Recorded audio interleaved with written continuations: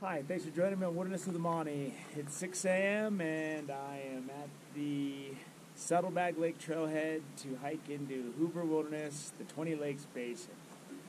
Now this trail is an 8-mile loop.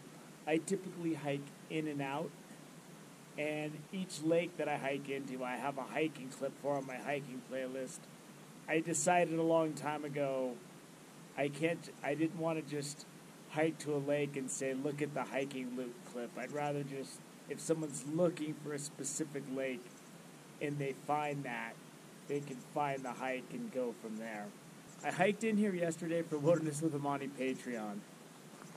The sky was blue, it looked great, and within a few hours of being at the first lake I was fishing, the thunderclouds came in, and after I ended up fishing the second lake, getting a couple fish in the net, I pretty much was chased out of here, jogging in pouring rain in my poncho, and it was miserably cold. But today's a new day, and hopefully I don't have that kind of action. I didn't sleep that great. The moon was really bright last night, and it came beaming in to my window and woke me up at like midnight. Right there, that's the moon that did it. As I said, this is a loop trail that I'm on. And we're going to Shamrock Lake, which is on this side of that loop. And because Shamrock Lake is on this side, normally you'd cross the dam and take that side of the trail. I've been coming here for about 3.5 years, and I've hiked on that side of the lake enough to know I don't like it. The reason is, when you get over there, you're crossing just like rock talus, and it's big pieces of rock. And it's not that bad on the way in, but it's brutal on the way out. And when you're hiking on that stuff, it's just no good, at least for me. Side of the lake, it probably tacks on an extra 1/4 to a 1/2 mile if you take this for everywhere you go. But it's a lot easier traveling, so you just got to decide whether or not you want to make that trade. For me, I'll make the trade of being able to hike faster and safer any day. So that's what we're doing. And it's not like you have to hike the long way around the loop, because at the back of the lake, there's a trail that connects it. So you can just cut over at the back of the lake. And like I said, I'll take a little bit of extra distance for ease of gliding along. That's what I'm looking for, ease. And for the most part on this side, the trail's pretty much like this. It's just flat and you can just go along pretty good. So that's what I'm looking for. Look at that. That reminds me of like Lord of the Rings when they're running through those when they're running through the rocks after they escape that cave and Gandalf falls into that huge crevasse with that demon. If you've never seen Lord of the Rings, you have no idea what I'm talking about. It's a nice early morning view. And Saddlebag Lake is really full. I've only been coming here for 3.5 years or so. This is as full as I've ever seen it. And the resort's open. I've never seen them have the boat dock in the water. I guess they rent boats there.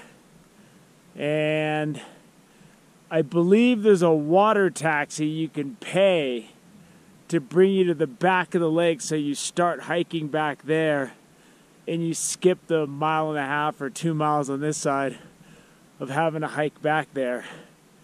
And then, if you're not in the best shape or you got physical challenges, that could really help you access the backcountry and not put too much wear and tear on your body.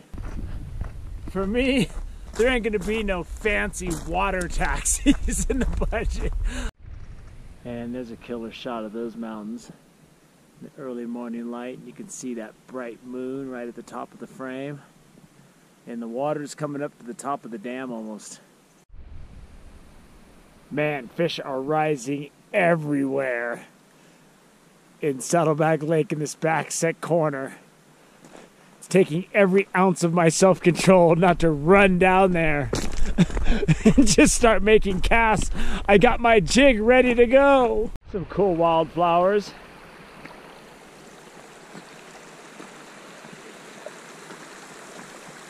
And I don't know the names of wildflowers. Oh, look at the purple ones. Oh, there's yellow. You know, I fish. That's my thing. I think you're looking for the botanist channel if you want the names.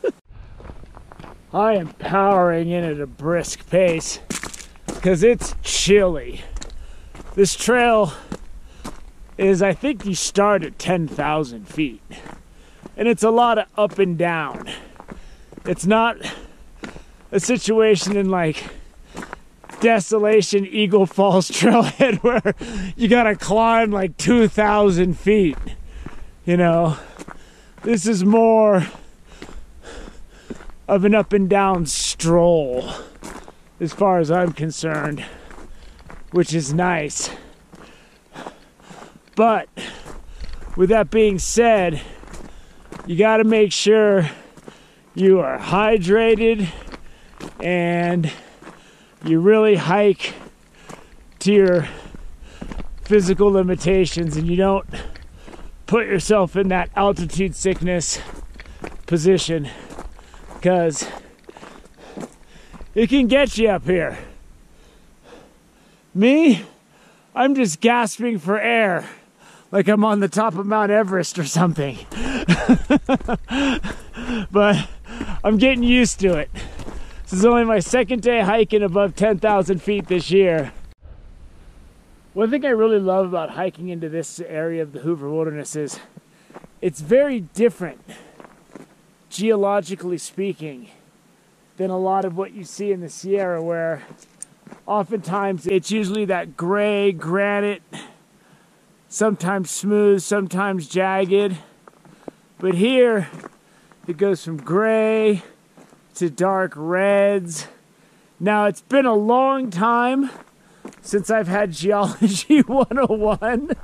I think it's a lot of metamorphic rock, which is just igneous rock, which is volcanic rock that gets transformed over time under immense pressure. But every time I come here, I say, I'm going to look it up when I get home because it's only going to take about 1 minute. But I never do. I still haven't done it.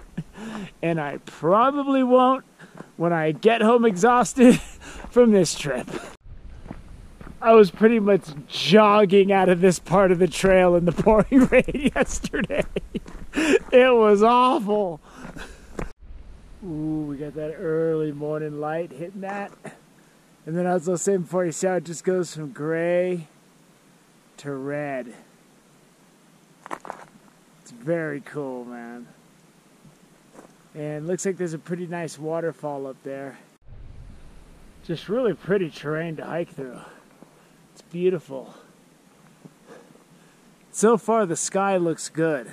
But if you see chance of thunderstorms when you're going, you can count on it. The sky looked fantastic when I left yesterday.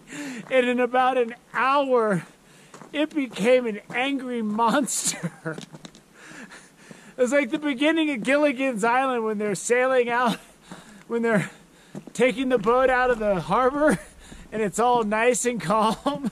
And then the weather started getting rough, the tiny ship was tossed. That's exactly how my day went yesterday. The one thing that was so frustrating about that show, they'd always come so close to being rescued. And a lot of times it was Gilligan's fault. And here's what I was talking about. I'm at the back of the lake, and Shamrock is towards the back of the loop. And I came in on this side, but I'm going to cross over right here. And this just takes you across the back of the lake and links up with the trail on the other side. And I didn't have to walk over those cumbersome rocks I don't like. Some of you might go on that and say these rocks are no big deal. I have no idea. For me, I like nice flat ground. There's another cool vantage point of the mountains through trees with the moon. And here we're entering the Hoover Wilderness. And if this sign wasn't so old and weathered, you might be able to read it. I like the bigger wilderness area signs. I understand the smaller impact and all that, but the bigger signs are just more of like a symbol of the wilderness areas to me. And I don't mind it on a big sign when it says when it's a small sign like this, and then you throw in the no bikes sign on the bottom. I don't know. It just kind of just looks like an ugly sign on a post, you know. But the bigger signs, when they're not totally weathered and completely breaking down, they just look cooler to me. Another thing about wilderness areas where I don't know if it's a controversy or even a debate among a lot of people is not allowing the use of power tools like chainsaws and stuff like that to clear the trails. Because, you know, the people in the CCC and trail maintenance crews and national parks and stuff, if they can't use power tools, what they do is they bring saws and they bring axes and they have to clear that stuff. And it takes a long time. So when you have a big tree across the trail and the time it takes them to finally get to it, people are walking around it and making more trails, making the trails super wide. I think it'd be better just to get out there and just buzz right through that thing with the big old steel chainsaw. Get it over with. It'll be loud for a second, but then after that, it'll be nice. And here's beautiful Greenstone Lake. And I don't think you're allowed to camp until you get beyond Greenstone Lake. When I say think, that means I don't know for sure. It just said it on the sign that I passed, so I should know. And I've never fished this lake yet. I'm seeing some risers. It's making me want to fish it right now. As I said earlier, you start at 10,000 feet. And you don't go that much higher. So there's a lot of up and down. So you're going to hit some relatively, you know, minor uphill on some stretches. I know between Helen Lake and Odell Lake on that loop is a pretty good uphill shot. But like I said, it's all up and down. That's why this is such a nice place to hike. You're not just suffering for half the hike and you don't see anything but the sweat burning your eyes with DEET and sunscreen rolling into it and the trail beneath your feet because you're just trying to survive. It's just a killer view around every angle. It's the same view, but every vantage point is just amazing. There's areas out here where people go like climbing. I had a couple gals once pass me at Greenstone Lake that we just passed down below where they had full climbing gear. They were hiking it in, like super amounts of ropes and all the attachments and all the stuff. They were way more hardcore than I could ever dream of being. I'm hardcore in my own little narrow scope. They were going for it all. And I think it's a popular area to do that because I've seen people coming back here with ropes more than once. But you'd have to look into that because I don't know anything more than I saw people carrying ropes. So if you're into climbing, I just thought I'd share that with you. There's that waterfall I pointed out earlier. We're not going to get to see it. If you hike up back there, there's a bunch of little lakes above Steelhead Lake and all around, all the way up there. and they're all loaded with brook trout if you're into fly fishing. But if we were hiking up there, cross country, we'd be able to see that waterfall. It looks like it'd be pretty nice. It's warming up quick, so this flannel is going to lose its job of fighting off the early morning chill, and it's going to go to its primary function of keeping my sandwiches wrapped up and cool as long as it can from the warm temperatures so they don't go bad. It's bologna and cheese.